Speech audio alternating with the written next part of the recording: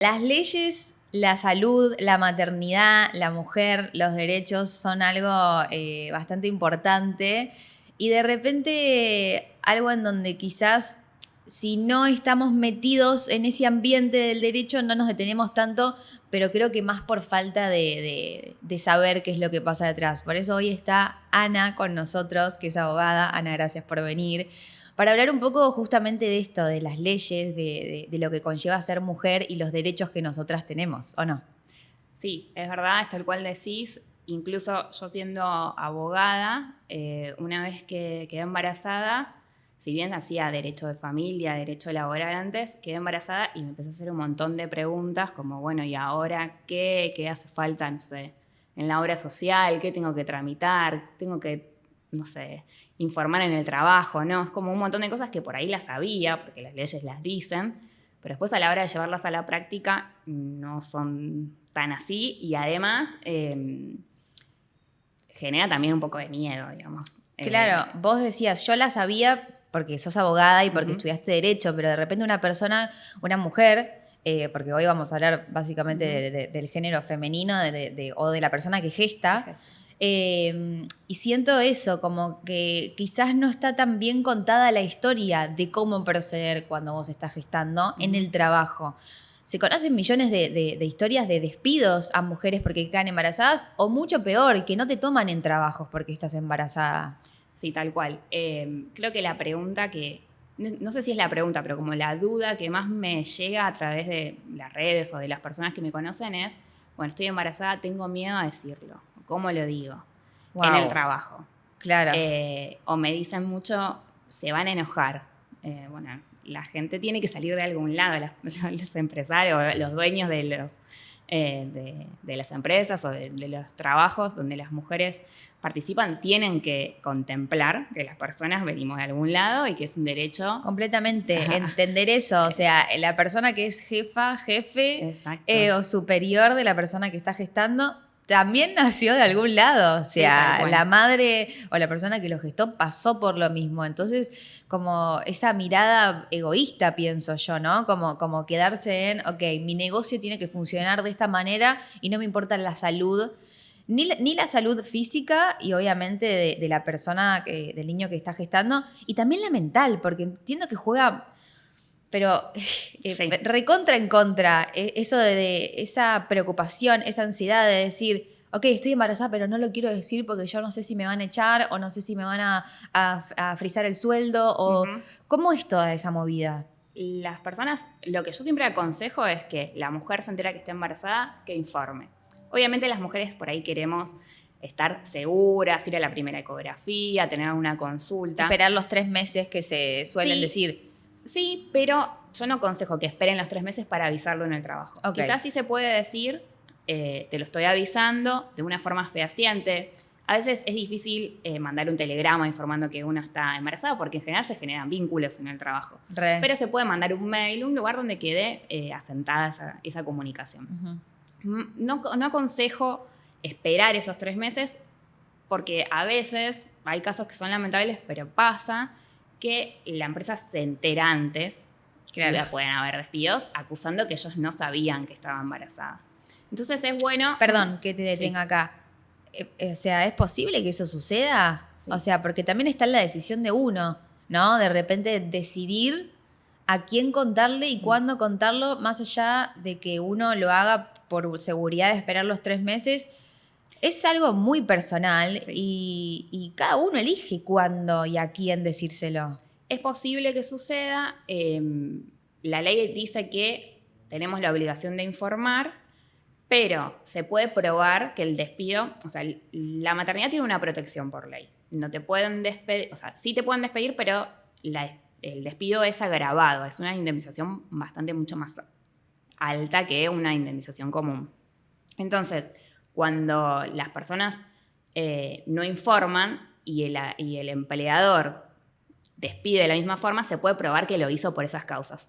Pero es un trámite más engorroso. Todo lo que tiene que ver desde el momento en que te enteraste de que estás embarazada empieza a jugar de otra forma, no es lo mismo que cuando no, digamos, que te despidan de un lugar, no tiene el mismo peso, que va ir al médico no es lo mismo, es como un montón de incertidumbre que no tenés ganas de estar lidiando con eso. Me imagino. Entonces, el tema del miedo, ¿no? Que vos mencionabas al principio de una persona que se entera que está embarazada y que dice, ok, lo quiero decir, pero tengo miedo de que me echen o que me bajen el sueldo. Bajarlo es medio imposible, pero que no lo aumenten o que haya alguna diferencia en cuanto a la normalidad con la que venía trabajando. Eso también va de la mano de lo que pueda llegar a pasar una vez después avisado con respecto a los turnos médicos, las consultas, las ecografías, porque entiendo y es evidente que una persona tiene que pausar sus horarios laborales justamente para que dentro de esa franja horaria se puedan hacer estudios que de repente no lleva tanto tiempo, pero sí tener como esa comodidad con el superior, un jefe, una jefa, de decir, ok, yo sé que si yo te cuento esto, voy a tener la posibilidad de usar ese tiempo para poder hacerme el cargo realmente como se merece llevar todo este embarazo. sí, la verdad es que es bastante injusto, pero es lo que sucede. La ley no contempla licencias o permisos para que puedas, por ejemplo, ir a hacerte una ecografía. Y esto es un problema porque, primero que es muy difícil a veces conseguir turnos, bueno, es algo que va del sistema de salud, pero por ahí las ecografías son a las tantas semanas, entonces obviamente que las mujeres quieren tener un buen vínculo para esto, para, bueno, dame el permiso, te lo compenso, cuestiones así, o no me descuentes el día porque después lo arreglamos de otra forma. Esto pasa y lamentablemente la ley no lo contempla, o sea, no contempla los permisos para ir al médico. En general, la mayoría de los trabajos. Por ahí hay algún convenio específico que sí, pero en la mayoría no. Y un problema mayor, y que la verdad que es un gran problema, es cuando las mujeres no pueden quedar embarazadas de una forma biológica. Entonces, todo el tratamiento para la fertilidad es, digamos, incumbe que tengas que ir muchísimas veces más al médico en tiempos específicos.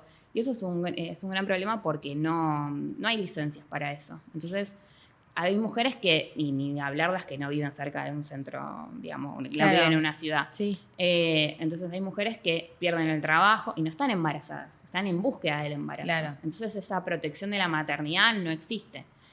Protección de la maternidad antes Claro, de ser madre, del ¿no? deseo, claro. O sea, ya, como dijiste recién, desde el deseo, desde imaginar querer tener un bebé, o sea, formar una familia, como imagino que muchas personas quieren hacerlo, o mismo que se lo imaginan también de determinada manera, y que si no pueden quedar embarazadas de una forma natural, tener que hacerlo desde la fertilidad.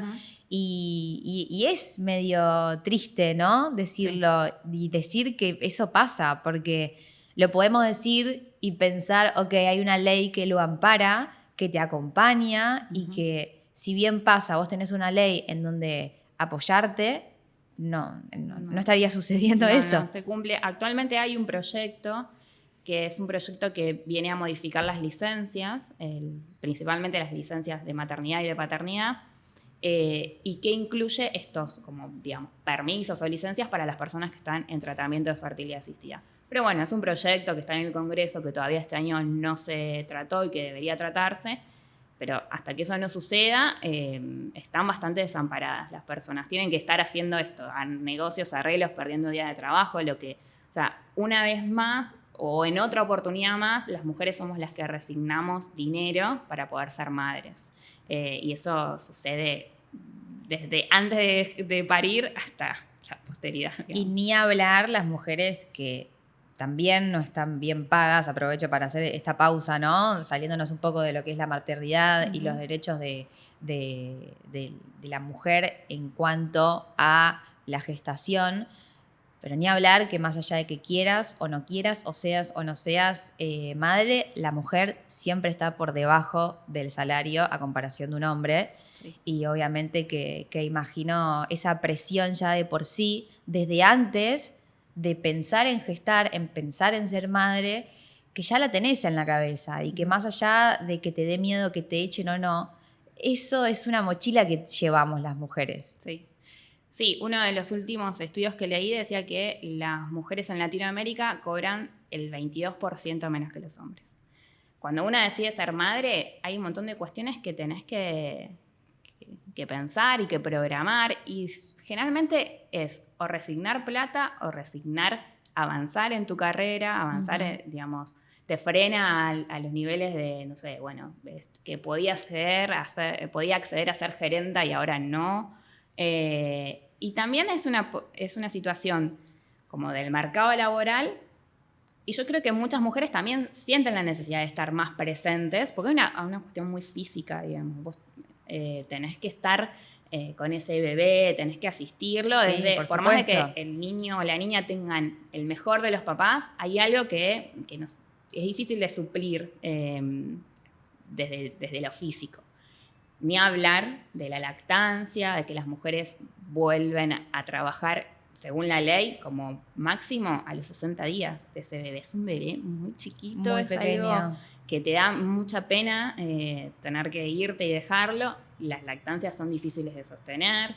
Entiendo que son difíciles de sostener y diferentes también, porque hay, o sea, cada persona y cada cuerpo es diferente y cada bebé, lleva ese proceso de lactancia de una manera completamente diferente a otro, y no es algo, entiendo, que pueda quedar estipulado, ¿no? Exacto. Porque cada experiencia es única. Sí, sí. Imagínate que la Organización Mundial de la Salud dice que los bebés se recomienda que tengan lactancia exclusiva hasta los 6 meses. Y después, que idealmente se extienda hasta los 2 años.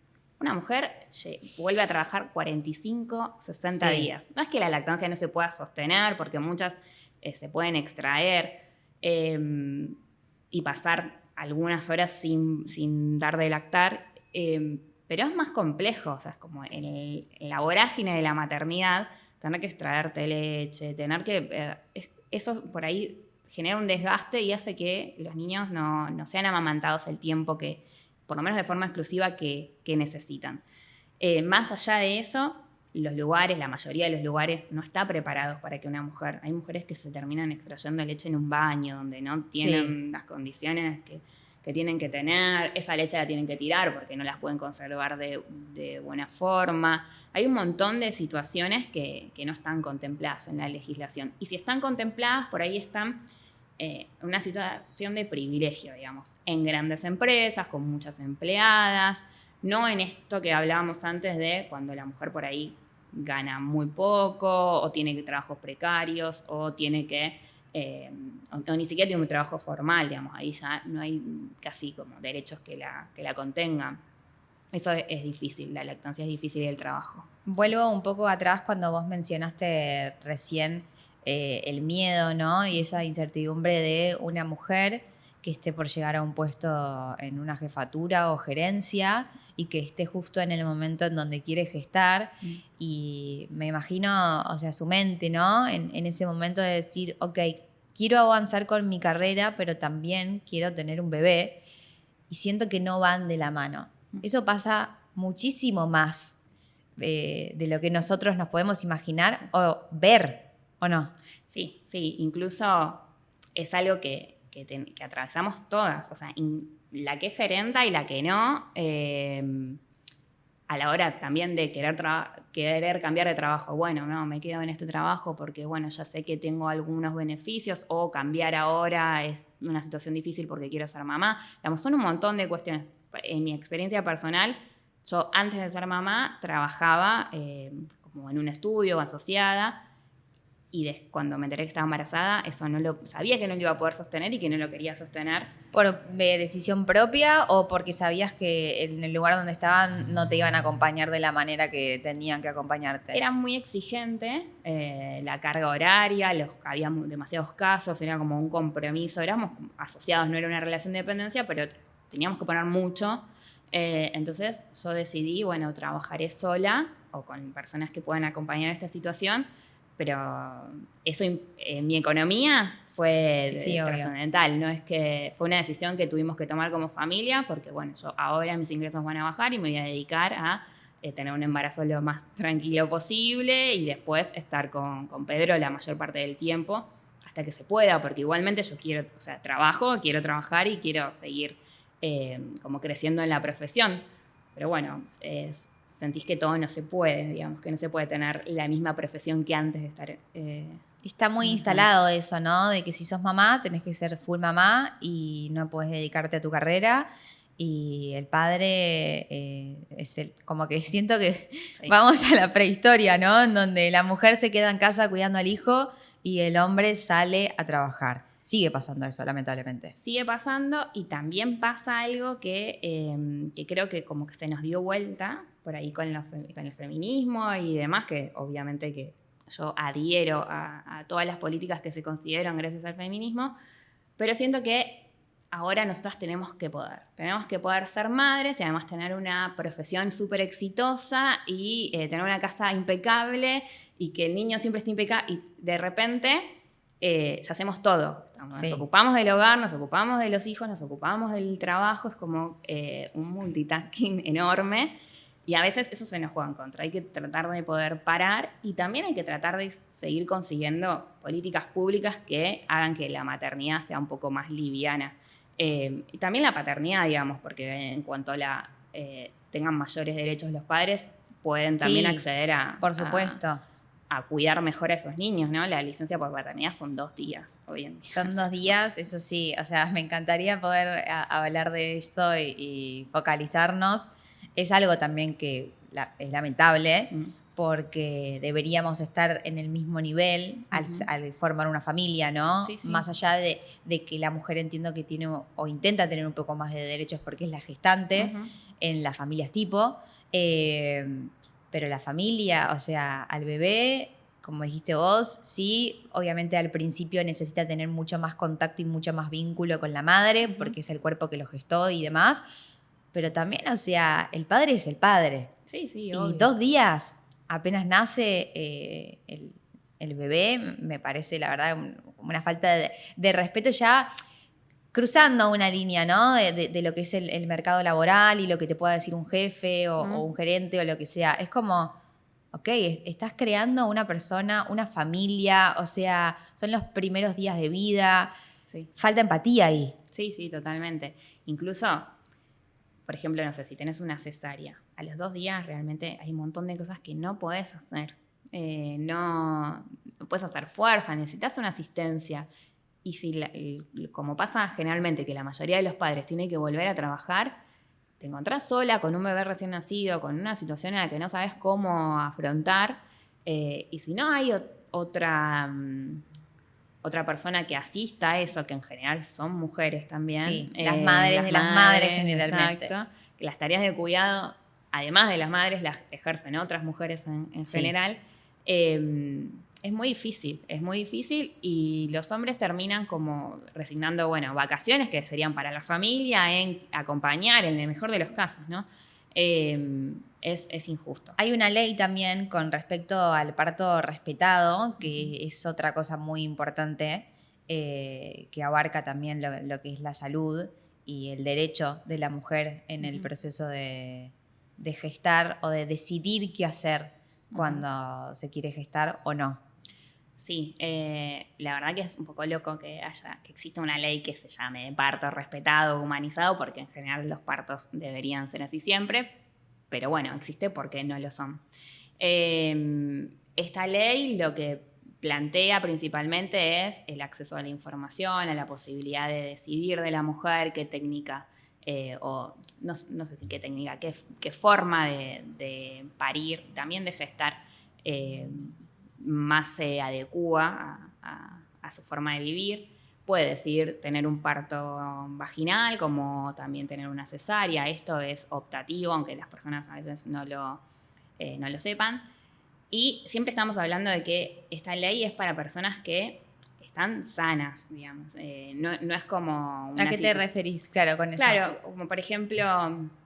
Porque existe toda una creencia por ahí más como en el ámbito... Cuando uno piensa en el ámbito médico es como, bueno, si a mí me pasa, no sé, tengo una apendicitis, yo llego y me tienen que sacar el apéndice, ¿no? Claro. No es que hay mucha... No hay mucha ciencia, o sea, exacto. tengo apendicitis, se saca, claro. Y no es mi decisión. Bueno, si no, te sufrirás las consecuencias. Pero digamos, cuando una está gestando y sin complicaciones, estás en un marco de una persona sana que va a parir, no estamos enfermas ni en una situación de urgencia. Entonces, la ley contempla un montón de cuestiones más que tienen que ver con las prácticas médicas, que tienen que ser más empáticas, donde la mujer puede estar activamente decidiendo muchas cosas. No sé, por ejemplo, la posición en la que quiero, cuando una piensa en un parto, lo primero que se te viene a la mente es una persona acostada, gritando. Sí, no, y además también como una consulta ginecológica, es más o menos lo que se estila ver. Bueno, pero no es la mejor posición.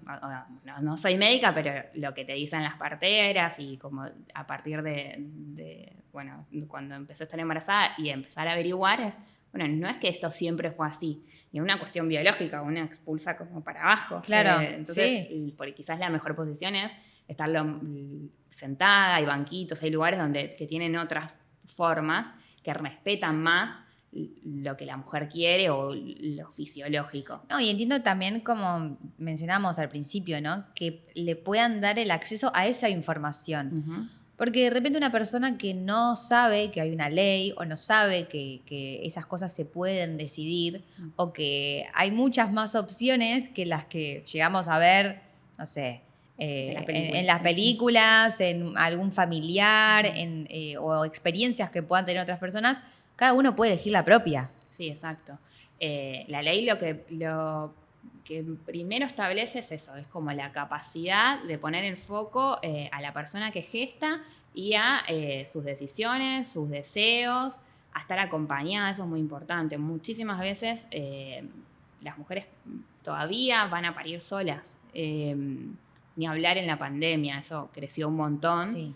Porque bueno, con el tema del COVID, muchas mujeres parieron en soledad y te puedo asegurar que esto es realmente terrible, digamos. No hay un momento más donde una se sienta más vulnerable que en el parto, porque no depende solamente de tu vida, también depende de la vida de tu hijo. Sí, entonces, imagino que más allá de tener la cabeza en querer que salga todo bien, es una responsabilidad y muchas sensaciones juntas adentro de una, y siento que lo mejor en ese momento, imagino que es sentirte contenida. Exacto. Y al estar sola, ahí sí, sos completamente vulnerable. Sí, incluso después de que ese bebé nace, está bien que no sea inequívoca, o sea, que no queden dudas de que ese bebé es tu bebé. A veces parece raro decir esto, pero... no, es que si vamos a la historia atrás, unos años atrás, sucedía que nacía tu bebé y realmente tenías que estar fijándote, Exacto. Bueno, como sucede ahora también, pero antes era muchísimo peor porque desaparecían o porque se llevaban a tu hijo. Sí, y estar acompañada hace que esa persona pueda, después de que el bebé salió y que estuvo en contacto con la madre, que es algo que la ley establece, que es muy importante y fundamental el primer contacto con la madre, esa persona pueda estar con ese bebé, lo asista, vea que se le den, digamos, las curaciones o las medicaciones que le tienen que hacer en un primer instante, que después vuelva con la madre. Es como la persona que va a garantizar que eso se cumpla de alguna forma. Y como te decía antes, el momento de parto es totalmente vulnerable. Y incluso sabiendo las cosas, porque la divulgación de la información es importante, pero muchas veces, no sé, yo lo sabía y después me quedé pensando un montón de cosas que no estuvieron buenas. O sea, yo sabía mis derechos. Yo sabía por ejemplo... Y como por ejemplo que, no sé, parí y ese día había paro de transportes. Las enfermeras, me estaban cosiendo, porque fue una cesárea, me estaban cosiendo y demás, las enfermeras quejándose del paro. Y era para mí una situación de que yo no quiero que me hablen del paro, quiero que me digan dónde está mi bebé, qué pasó. Una contención, más allá. Obviamente, problemas tenemos todos, en el país hay millones de problemas, cruzás la puerta y te vas a encontrar con no sé, problemáticas que están desde hace mucho tiempo, que pueden surgir en el momento, pero ese momento, más allá de que vos digas que es vulnerable, las personas que son madres dicen que es el mejor momento de sus vidas, y está bueno que ese acompañamiento sea tanto del familiar como de los profesionales de la salud, ¿no? Porque que la experiencia puede ser completamente hermosa desde el minuto cero hasta que el hijo vuelve de vuelta a los brazos de una madre y que ahí empieza todo toda esa vida, ¿no? Acompañado en familia. Sí, estas cosas, a ver, hay como una situación compleja en la sociedad y esto que te cuento por ahí puede ser algo menor y hay otras situaciones más graves que por ahí implican algo que se llama violencia obstétrica.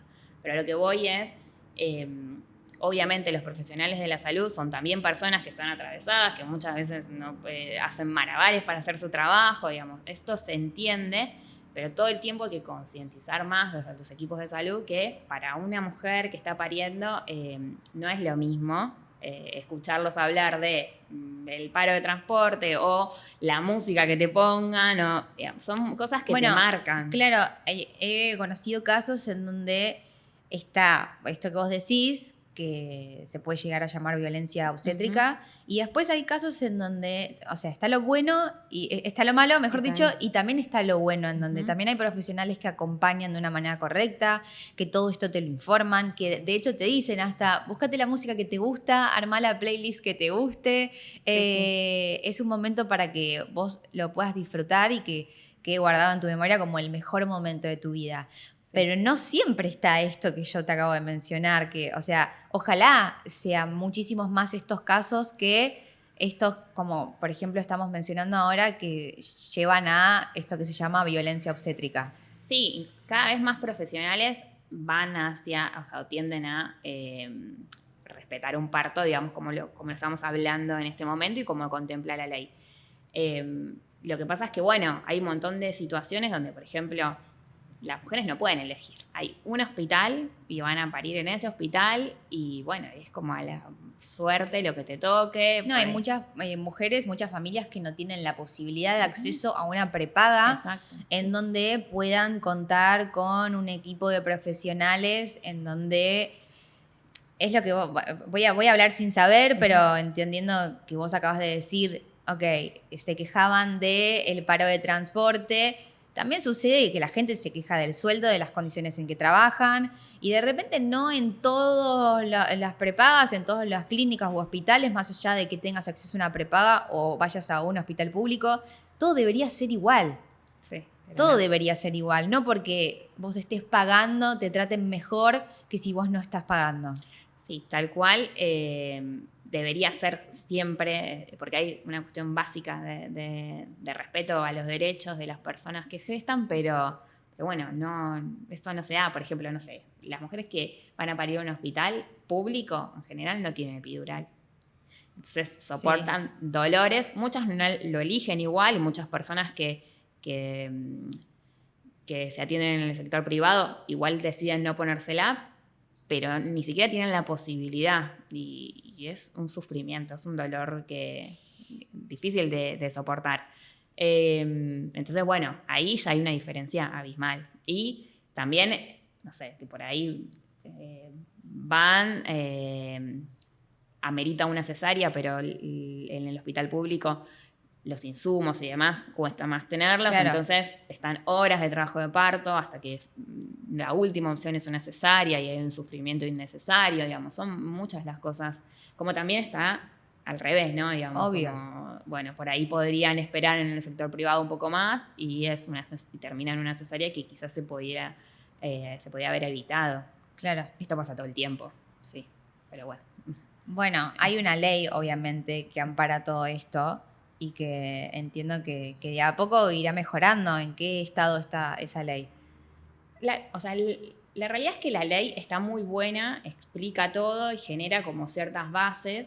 El problema es que es difícil llevar el reclamo, digamos. Por ejemplo, no sé, yo en mi mente pienso, hubo otras cosas por ahí en el parto que son un poco más cuestionables, pero lo de las enfermeras haciéndome las curaciones y hablando del parto, ¿yo qué voy a ir a denunciar a 2 trabajadoras? No. ¿Cómo es? Entonces, por ahí lo que la ley prevé son situaciones de violencia obstétrica que, por lo menos en mi opinión, no se van a solucionar denunciando. Primero porque es muy difícil de probar. O sea, claro. No sé, por ejemplo, muchas personas nacieron a través de forceps, que están prohibidos o que lo que la ley dice es como no tiene que haber otra alternativa. Y después tienen consecuencias. ¿Vos cómo probás realmente, después de años que te diste cuenta de eso? Porque es todo un proceso. En ese momento vos cuando estás pariendo no estás pensando en esto está bien. Te No, dicen que hay un riesgo, bueno, hacé Claro. lo que sea necesario para que mi bebé está bien. Ese es como tu pensamiento. Y de repente, si llegas a escuchar alguno de esos comentarios, imagino que, no sé, estás tan contenta por el momento que estás viviendo que de repente eso lo ves mínimo, pero ni siquiera debería estar. Y Sí. pasa el tiempo, como decís vos, y decís, ay, esto que yo viví, no sé, ahora que ya pasaron meses, pasaron años, me di cuenta que no está tan bueno, que Sí, no lo tendría que haber naturalizamos. vivido. Sí, naturalizamos y por eso digo, es como que a veces siento que, salvo situaciones muy graves, ¿no? No sé si el mecanismo que prevé la ley, o en realidad la violencia obstétrica está enmarcada en la ley de violencia de género, en otra ley, pero digamos se puede denunciar. Ese sería como el mecanismo para que eso no suceda. No sé si es el más adecuado, quizás es generar más concientización, que exista capacitación en los equipos de salud, digamos, como que cada vez se sepa más que es importante. Y no es importante por una cuestión de moda, porque ahora pareciera que, bueno, es el parto respetado, vos querés parir con tal música. No, eso tiene que estar, o sea... Es una cuestión primero de derechos y además Sí. de que todo fluye mejor en ese momento. Y por lo menos mi sensación después de haber parido fue como, por más de que después yo tenga otros hijos, no voy a volver a tener un primer parto. Entonces es importante ese momento, es importante que se respeten esas situaciones. Cómo vienen los niños al mundo también marcan muchas cosas. Entonces bueno, si eso va a ser desde el amor, desde el respeto o desde el miedo, la incertidumbre, la ansiedad que te genera. Digamos, eso también influye en la salud de las mujeres después de haber parido. Hay muchas mujeres que tienen depresión postparto, que les cuesta la lactancia, que tienen como dificultades también para conectar con ese bebé, porque es todo nuevo, es bastante difícil, no es que todo color de rosas y que vos tenés un bebé y que porque lo amás todo es más fácil, ¿no? ¿Qué pasa en el trabajo, no? Después de ser madre. Porque, nada, tenés que estar justamente dándolo todo, mentalmente y físicamente, pero está esto que vos mencionaste recién, que es la salud mental y la depresión postparto, que no sé si está tan contemplado en lo laboral. No. Bueno, como te decía antes, a los 2 meses como máximo vos tenés que volver a trabajar. Es algo que lo establece la ley. Son 30 días anteriores a la fecha prueba de parto y 60 posteriores. Por ahí volvés antes. Si tenés depresión o alguna situación de salud, eso es una licencia ordinaria, digamos, como cuando, no sé, como cualquier persona tiene fiebre y demás. Obviamente que hay plazos, pero las mujeres, si sienten que están muy desanimadas, que no pueden con la situación y tienen que consultar a un profesional y finalmente les diagnostican depresión postparto, bueno, ese profesional les extenderá un certificado médico y el trabajo tiene que respetar esa licencia. Es como, por ahí a veces las cuestiones más que tienen que ver con la salud mental, uno no las asemeja a, no sé, me quebré un pie. Pero es lo mismo, o sea, para la ley es la misma licencia que si tuviste, no sé, un esguince y tenés que estar en tu casa un mes. Hasta que ella pueda revertir esa situación, tiene contemplada una licencia. Obvio que hay tiempos y hay plazos que tienen que ver con cuánto tiempo trabajó, o sea, la antigüedad en el trabajo, quiero decir. Y después de que se cumplen esos tiempos, hay reservas de puestos donde dejan de trabajar, pero puede volver, digamos. No es que la pueden echar por esa situación. Pero los derechos que una tiene como madre o como gestor, después de ser madre, ¿no? No van acompañados entonces de estas situaciones que puedan llegar a generar, como por ejemplo la depresión postparto y en lo laboral. No porque... Lamentablemente no. No porque, bueno, es esto, es como una licencia más. ¿Se debería contemplar? Yo creo que sí, y que igualmente es como un trabajo más social, digamos. Todavía cuesta mucho pensar en cómo si tenés un bebé, es lo que querías, es como lo más lindo del mundo tener un bebé, puedes estar deprimida, digamos. Eso no, socialmente todavía no se acepta. Entonces, lo social termina repercutiendo en las relaciones, por ejemplo, laborales. Entonces, es como, es difícil de... También hay como toda una situación de violencia atrás, que muchas veces desencadenan en estas depresiones, que tienen que ver con la maternidad. No sé, por ejemplo, tuve un caso donde a una mujer que tenía problemas de diabetes gestacional y depresión, en su trabajo le revisaban la basura. Entonces, le revisaban la basura para ver qué era lo que comía o no, si les estaba mintiendo, si los certificados eran truchos. Eso es muy grave, Ani. Sí. Es demasiado. Bueno, obviamente esa persona, después de parir, tuvo depresión posparto, porque todo lo que venía atravesando era un montón. No podía. Y además la idea de volver a ese trabajo, donde la habían violentado todo el embarazo, era terrible.